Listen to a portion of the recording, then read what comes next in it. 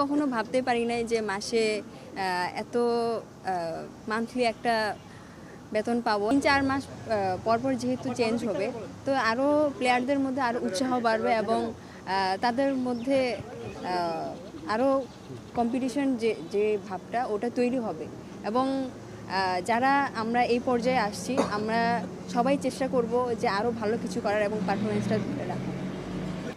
আসলে কখনো ভাবতে পারি নাই যে মাসে এত মান্থলি একটা বেতন পাবো এবং এটা প্রত্যেকটা প্লেয়ারেরই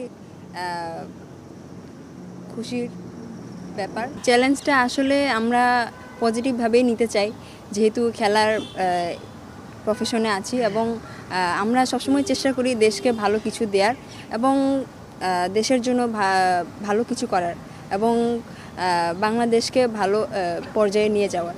তো এই চ্যালেঞ্জটা আমাদের জন্য কঠিন হবে এবং নিচু পর্যায়ে যারা আছে এখনও খেলা শুরু করছে তাদের জন্য খুবই ভালো হবে এবং তাদেরকে আরও উৎসাহ বাড়াবে।